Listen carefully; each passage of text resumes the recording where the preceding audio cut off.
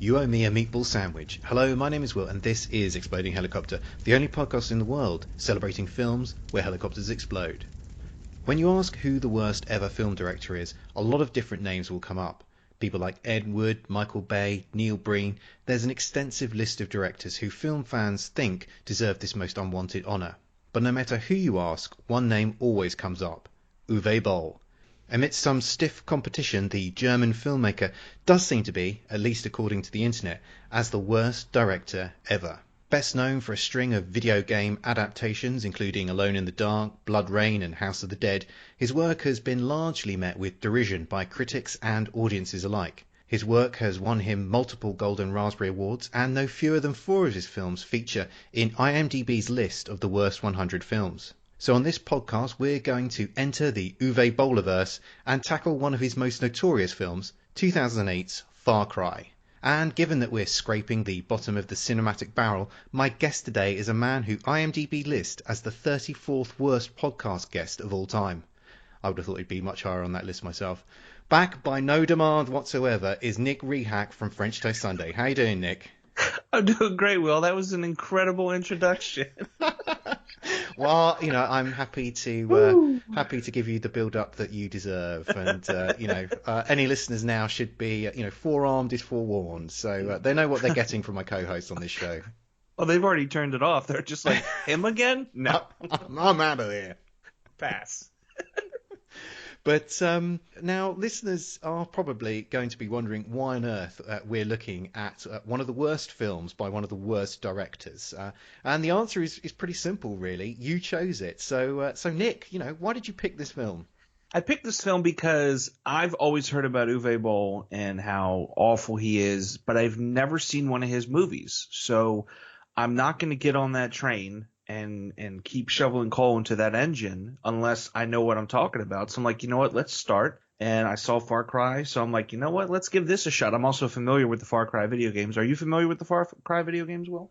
I'm not, actually. I'm not much of a gamer. So, perhaps you could set some context and explain, what sort of game Far Cry is. The Far Cry series, it's all about being a Far Cry ... from humanity. So really, it puts you in situations that tests your morality. Are you a good person, bad person, the things you have to do in order to accomplish your goals. Everything gets kind of gray sometimes. There's been 5 major entries in the series. The first one, obviously, this film is based off of it. And the setup is the same. You got a mercenary that's going after a reporter that he was hired to watch over, but their yacht was destroyed. The second one takes place in the Central African state, and there's 2 warring factions, and you have to take out this arms dealer that's kind of playing to both sides, so it's like a Yojimbo kind of thing. The third one, your friends are out. I've played from 3 and up. I've played, so these I can definitely speak to. The third one, you and your friends are out celebrating in like the Pacific Islands, or it's some kind of tropical islands. And your brother just got his pilot's license, so he's like, we're gonna do all kind of wild stuff. So everybody's like, we're gonna go skydiving.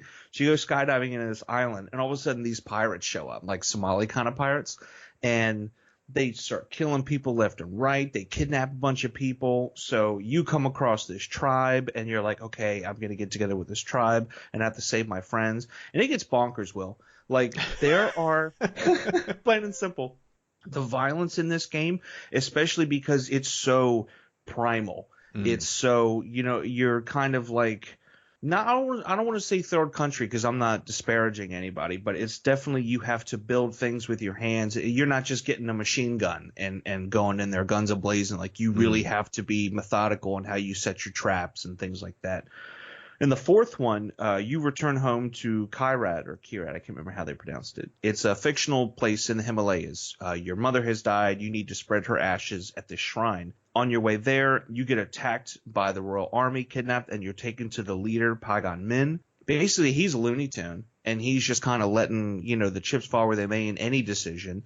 But this is where it starts getting interesting. Now, rather than there's a good person ending and a bad person ending, now there's weird ways to win the game throughout. Like, you could only play for an hour and you can beat the game. For example, this is kind of not really spoilery, but it's a fun little Easter egg. When you first meet this character, you're in a long conference room kind of thing, and he says, look, I have to walk away. I'll be right back. And when he leaves, nine and a half times out of 10, you're like, okay, see ya, you're escaping and you're getting guns, and you're going to do whatever. If you wait there for 13 minutes, he'll actually come back and say, hey, thanks for being a gentleman. Look, and then he explains his family's history, right? Yeah. You both put ashes out together at the shrine, and he says, cool, let's go shoot some guns. And the game ends, right?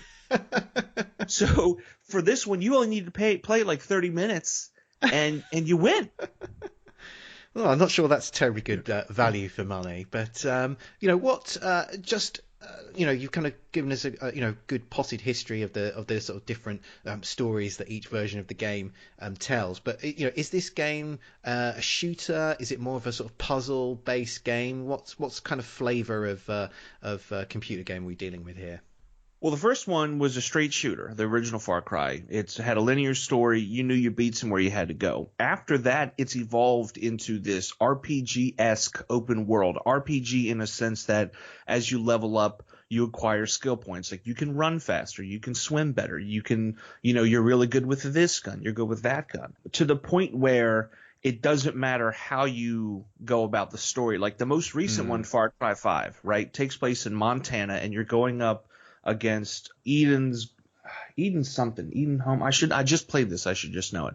Essentially, it's a religious cult led by Joe and his family, right? So you have the brother who's the main preacher person, and you have two other brothers and a sister. One brother handles the military side of things. The other one is doing the operational side. And the sister, she's all into like hallucinogenics and drugs.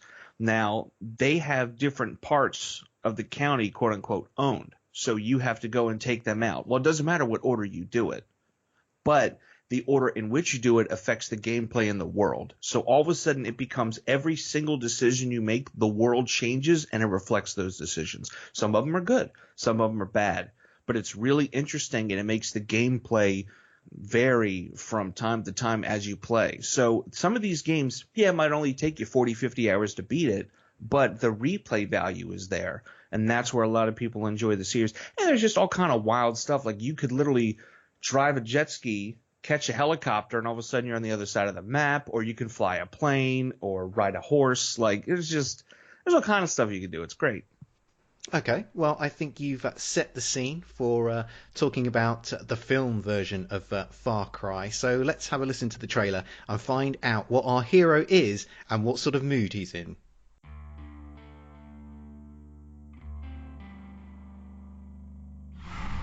This is Jack Carver in a good mood.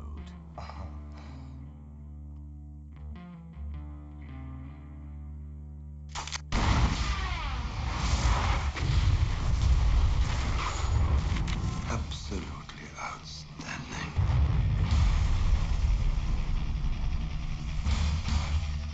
This is Jack Carver in a really good mood.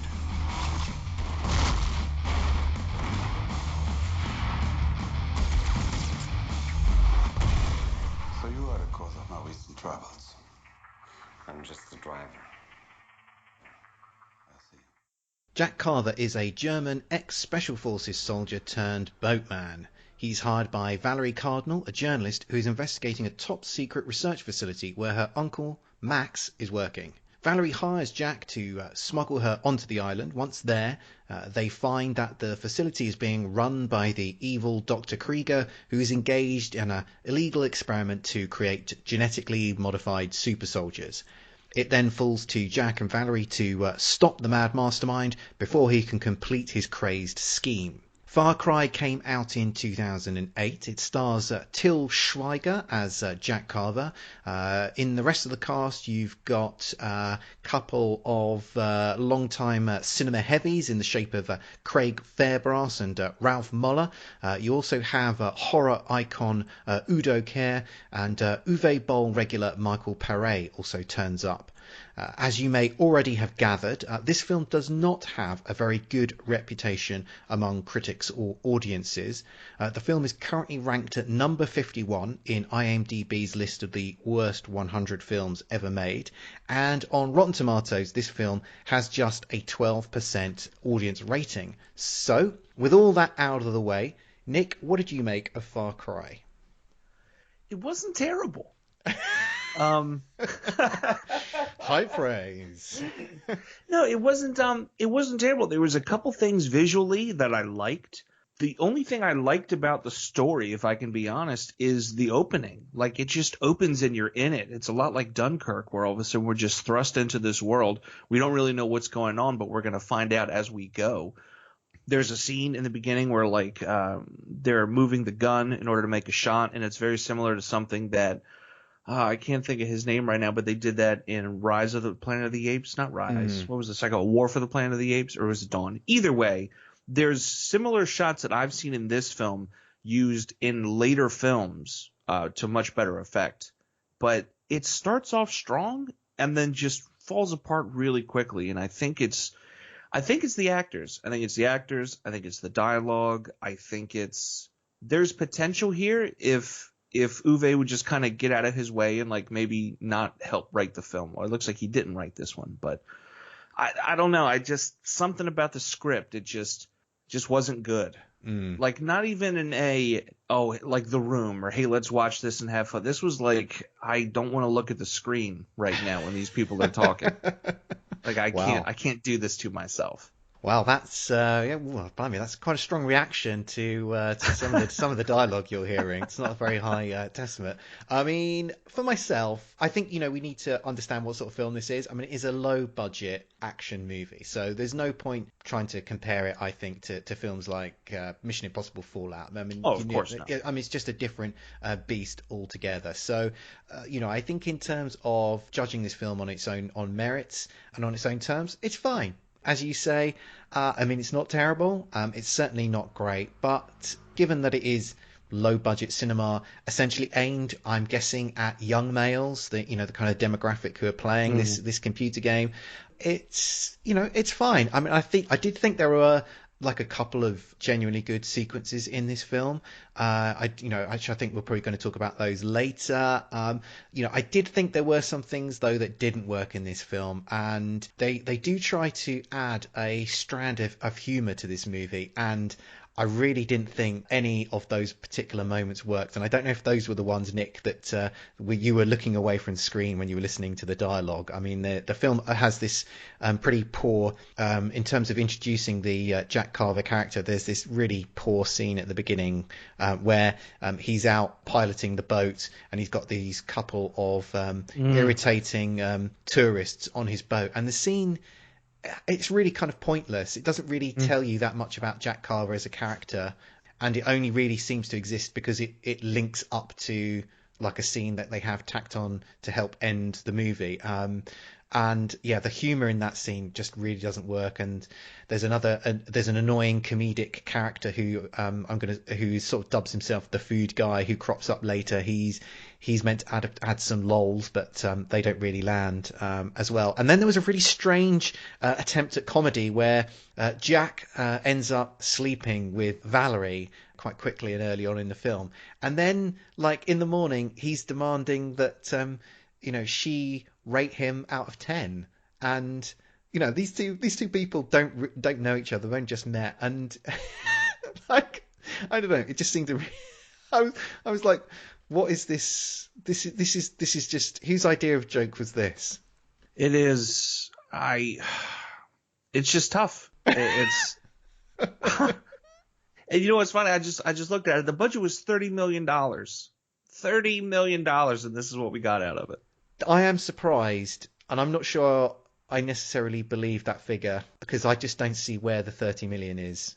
I mean, this looks like a This looks like a $10 million film to me. I think $10 million being nice. I don't see that either. But yeah, this the food guy, that killed the movie for me. I was enjoying it to a point, and then he shows up, and I'm like, oh no, I know exactly who he is. I know exactly what he's gonna do. I know this is gonna get bad from here. And I was right, unfortunately. Because there's a scene with the food guy and Jack where these two characters are really deep in they're really deep in the doo-doo. I mean, they really are staring down the barrel of the end of their lives. And food guy sort of decides to pretend that he knows martial arts by doing that really stereotypical like Bruce Lee type of parody. And it's just like, you know, if you're meant to believe the terror of that moment, there is no way you would behave in that particular way. And again, just the film, just, you know, example of the film just misjudging the notes or the tones that it should be hitting at different moments. I mean, some of his beats I get, like, okay, he's going to do this and this, but then some of them I'm just like, what are you talking about? Like, you know how whenever there's an explosion in an action film, they always cut back to the person, and then they have something like funny kind of quip or like something kind of goofy to say. His big thing was not only is he the food guy, which he reminds us again later on in the film, but that at some point Jack's character owes him, as you said eloquently in the opening, a meatball sandwich. And part of me is like, what are you talking about? Throughout the course of the film, saves the dude's lives multiple times, but up to this point, he saved the guy's life twice, and he's talking about a sandwich? Like, where are you getting the stones for this kind of thing? Like, he hurts his back. Like, I've never seen a movie, an action film like this, where a character's like, I hurt my back, can we sit down? And then it's all of a sudden like, oh, his back don't matter anymore. Like, and just bringing up like random, it's just, I didn't like the casting. I didn't like that person. And I looked at his IMDb later and I'm like, I'm really glad I've never watched anything else that he's been a part of, because I probably wouldn't have cared for those projects either. They could have cast anybody else, and I think it would have been a little more enjoyable. They would have sold it a little bit more, but maybe Uwe said to him, like, look, you got to be really over the top. You're funny. And he's like, oh, you got it. Well, you have played Far Cry, as we spoke about at the top of the show. So I wanted to get from you, like, how well do you think this film reflects the game? It does well in some areas, not so well in others. What it does well in is trying to sneak around and get things done without being seen, to strike with what you have available. In most of the games, you're kind of in the shadows, getting things together, stockpiling in order to attack, or, you know, sneak attacks, or just very randomly. And they do that pretty well. They're able to escape. They, you know, end up in a boathouse, or they have to use different kind of plans. They stop the truck driver. They're able to, you know, get that and change outfits. So the strategy part of things kind of works for this film. Another thing that weirdly works is how bright and colorful the movie is at times. One would think that these, you know, gritty, you know, Far Cry from Humanity, like these types of games, they're actually really bright and colorful. And I think that's just to show you that, like, it doesn't have to be a dark and gritty world in order to have, you know, the yin and the yang come out, the good and the evil and the gray morality of things. Like, it could happen at anywhere and any time. So I think that was really cool to see. But a lot of it, everything else just kind of falls flat. Usually the characters in the Far Cry series are like trumped up, you know, over personalities and things. And a couple characters do that. Like, there's a really good villain in Dr. Krieger. But I don't know, like Jack, I feel like he's one way, and then like he mimics her. Remember when he mimics her? Like, she says something, walks away, and then he just like, I'm like, what are you doing? Like, who are you? Are you this like cold, don't say much badass? Or are you like what are you? And then the whole like sex line, I'm like, what? What is this conversation we're having? So the character motivations kind of fool me. And then the action scenes, they could have been crazier. They could have been taken up a notch. There are one or two in the film that definitely stand out and feel, you know, worthy of that video game realm, but for the most part, it just feels like standard action film stuff. Like, yeah. Well, what were the action scenes that stood out for you? The one that stood out to me surprisingly was the boat scene. Yeah, that was good. A nice boat chase. And then the other scene is actually the conversation that we're here to have, and that's the exploding helicopter. But I don't want to get too far ahead, so I'll put a button in that one for now. But there's definitely some pieces that, you know, add up and make sense. But I feel like there could have been more. There could have been some excitement, because there's sometimes in these levels where you're bogged down and you're taking on like 30, 40 people, and you have to get creative, like he does, you know, when he's shooting down the ropes and the barrels come falling down to stop some people. But I think to see a little more of that ingenuity, because if this guy's supposed to be some ex-military hero, or at least ex-military, you know, he knows his stuff, flaunt that. Show us that he can set a trap. Show us that he can do this or he can do that. Not just like, oh, I'm cold, and when we were cold, we used to huddle together. Can we huddle together? Like, what? Yeah, I mean, he doesn't set any traps at all. So if that is a feature of the game, then that really isn't reflected in this film at all. There is some sneaking around, but there isn't any moment here where he sets a trap for anybody. Yeah, there's no ingenuity, and that kind of disappointed me. I mean, there were a couple of action sequences that I really liked in this. I agree with you. I thought the boat chase was very good, and I thought that the vehicle car chase sequence that leads up to the exploding helicopter, I thought that was pretty good. I liked the way that chase increasingly escalates. And there's also, I thought, a nice sequence at the end of the film where the villains are all based in this looks like this old big factory engineering type site, and there's a foot chase through that particular facility, and there's a kind of parkourish flavored foot chase, and that was actually very well choreographed, whether it was the actors or the stuntmen who were doing it. I thought they were using the environment really well in that moment, and I just thought that it just looked like some care and attention had really been paid to putting that sequence together, and that just that immediately popped off the screen. Perhaps that's more to do with the low level of the content of the rest of the film rather than this being very exceptional, but it was definitely a moment that stood out for me. Yeah, I completely forgot about that. I'm glad you brought that up. It was, after a while, I'm like, okay, guys, here we go, a little bit of parkour, but it was also filmed well. So it's weird. Uwe has this thing where he can film certain things well. It's just everything else. I feel like action, he can kind of film it. He can kind of put you in there. But if it's anything else, if it's dialogue, if it's people, it doesn't work. He made some, I don't know if it's him or the editor, or if he had influence over the editor. There were some weird decisions in this film. There's some scenes where a boat would go off screen, and you know how you'd catch the wake and you would fade to something else or cut to something else? It would hold on that wake for a couple extra seconds.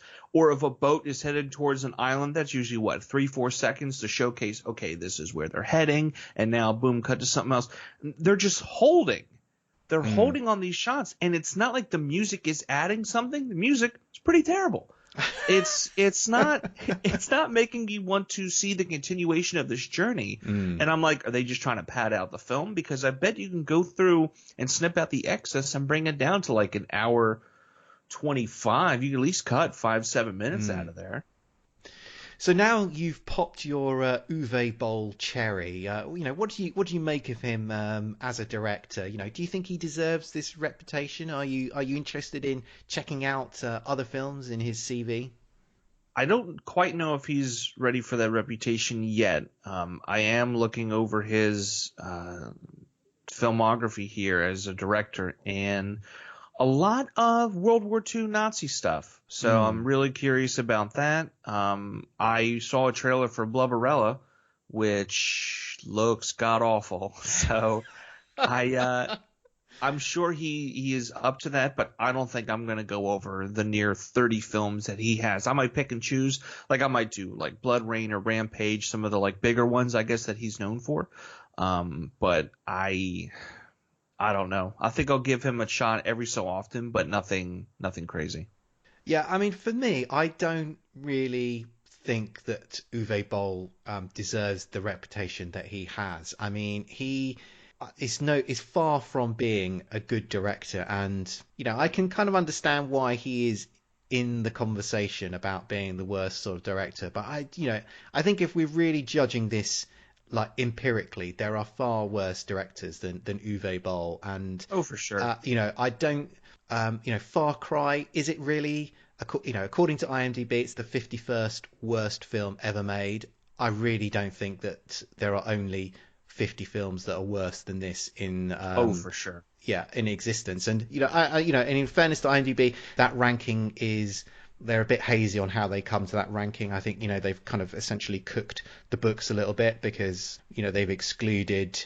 I think they kind of give a bit of extra weight to films that are more well known, rather than films that are just genuinely terrible and no one's ever rightly heard of them. But I think if you're going to build the case for Uwe Boll being a terrible director, I really don't think Far Cry should be one of the building blocks of that particular argument.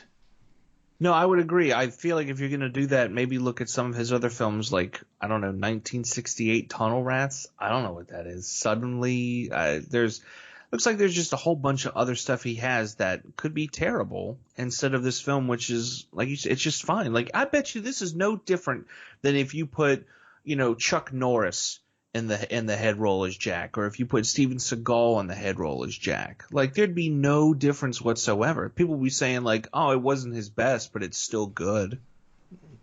Okay, I think we're going to take a break, and when we come back, we're going to be looking at the exploding helicopter action.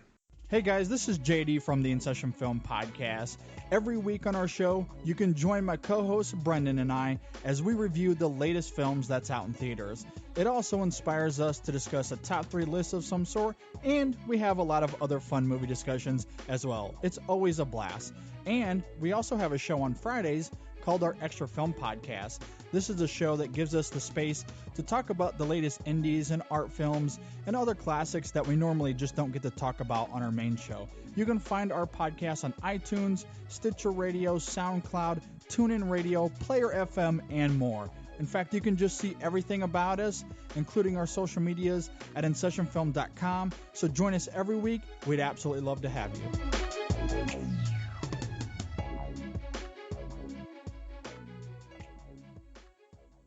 We're back, and now we're looking at the exploding helicopter action. And this one is going to take a bit of explaining, so bear with me. Early in the film, Jack and Valerie find themselves in a Humvee being chased by soldiers in another vehicle. There's a gunfight going on between the two automobiles when an enemy helicopter shows up. In the confusion of all this, Valerie accidentally fires a grappling hook through the roof of the vehicle. The hook attaches to the helicopter. Meanwhile, the Humvee runs out of road and our heroes find themselves at the top of a cliff. The helicopter tries to break free of the grappling hook, but in doing so lifts the Humvee off the ground and carries it out across the ocean. The weight of the vehicle is now too much and the cable snaps. As the Humvee falls into the ocean, the cable whiplashes upwards into the rotor blades of the chopper, damaging the whirlybird. There's a small explosion and it catches fire before then plunging into the ocean and exploding. I hope you're still keeping up with all this. Nick, what did you make of the exploding helicopter action? I thought it was great. I thought this was wonderful. I thought this was inventive. And like I had said, it reminded me of Far Cry. Like, this is what Far Cry is. A little something absurd happens, but it makes for this great action piece. They're making do with what they have. And it's just, you don't see this a whole lot. You don't see the car being lifted up. I mean, you see a car being lifted up and carried, but as the cable snaps, usually off they go. But instead, this one, the cable snaps, whips up, gets caught in the rotors, and it brings it down. The last time I saw something that close to a rotor helicopter explosion was, I believe, when we saw Machete Kills, and they shot this like harpoon gun up at the helicopter, and I feel like the cable might have got caught in the rotors there. I'm not 100%, but this is where my mind went. But again, this came out before that movie. So I'm wondering if people are seeing his films and going, hey, he did this right, and then kind of taking it and doing it like way better. The chilling thought of Uwe Boll as one of cinema's most influential directors has now been floated by you, Nick. It's a conspiracy, man. Anything will happen. But no, I absolutely wholeheartedly agree with you. I think this sequence is the absolute highlight of this film. And, it's a fantastic sequence for, exploding helicopter fans, because you just have one thing leading to another, and it's slightly preposterous, but there is but there's an internal logic to it all, and that internal logic hangs together, and it just makes for an imaginative, sequence that we get to see on screen here. And there is within the actual sort of sequence itself, there's quite a nice shot that I liked, where once the helicopter explodes and starts plummeting down towards the ground, we see it falling directly towards the ocean. There's a sort of almost like a point of view shot of the camera staring directly upwards into the cockpit as the helicopter sort of plunges down. Reminded me a little bit of some of the shots in the film Sudden Death with Jean-Claude Van Damme, and we see Powers Booth in a helicopter plunging to his death there. So I was really blown away by the helicopter explosion in this film. It far exceeded my expectations of what I was going to see, in a film with the reputation that this one has. Oh, absolutely. I expected some horrible CGI-laden, just terrible explosion, or we hear it explode off camera, and then we see like this little hunk go, flying off somewhere. Just something kind of not as great as what we got. And like you said, the perspective of everything of it plunging towards the water. The only thing that I find a little bit absurd is when the helicopter hits the water, the explosion gets much bigger, like immediately much bigger. Now I can understand if it hits, the gas is going, they look back and go something, and then boom, it explodes. But for it to just go so hard and so fast, that kind of caught me. But the whole thing really caught me. I mean, we're 36 minutes into the film. All of a sudden, we got an exploding helicopter. I'm like, all right, they're really setting the bar. And the rest of the film just doesn't pan out that way. When I was watching this film, my fiance joined me. And she's watching. She's like, this is terrible. I'm like, oh, it's not that bad. She's like, no, this is bad. She's like, do you have to finish this? The helicopter exploded already, right? I'm like, you don't watch it to that point. You watch the whole movie. Oh, man. Did you you don't have a confession you wish to make now, Nick? No, I watched the whole film. I know you have been tempted to abort on some of the things. Oh, there's been a couple. There's been a couple, but this, like I said, this one was fine. There'd be no different if you took out, Hugo Stiglitz as the lead and put in, like I said, Steven Seagal or Chuck Norris or anybody like that. It's a passable action film, and it's a shame because it could be so much more. Okay, I think that just about wraps things up for this podcast. Nick, thanks for joining me once again. Do you want to provide our listeners with the contractually obligated plug? As always, you can catch me French Toast Sunday, FrenchToastSunday.com, the podcast French Toast Sunday. We are kind of in limbo here with the quarantine. We're trying to figure out the best way to record some social distancing episodes. We do have one or two more in the bank that should be coming out shortly. Outside of that, you can catch me on the Lambcast every so often, and that's pretty much it. Just kind of staying indoors and washing my hands repeatedly. As we should all be doing. As always, here's another thing you should always be doing, and that's to go and check out the Exploding Helicopter website for our reviews of films where helicopters explode. We're also on Facebook, Twitter, Tumblr, Instagram, where you can hit us up with your questions about helicopters, explosions, or just films in general. We like to chat about movies. We'll be back soon, but until then, keep watching the skies for those exploding helicopters.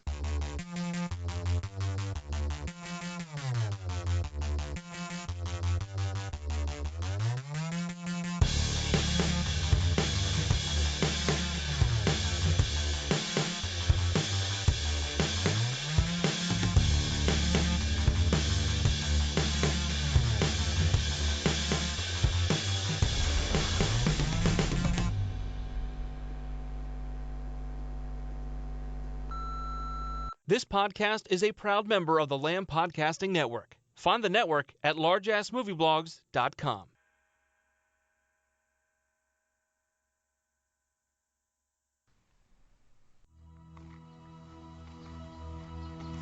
So, how was I? Where are we headed? There's a dock by the mill on the other side of the island. We're gonna grab a boat there. I told you, I'm not leaving without Max. Don't start again. We're gonna get a boat and we're gonna leave this island. You didn't answer my question. What do you mean? What do I mean? On a scale from 1 to 10, how would you rate me? 2. A 2. A 2? What?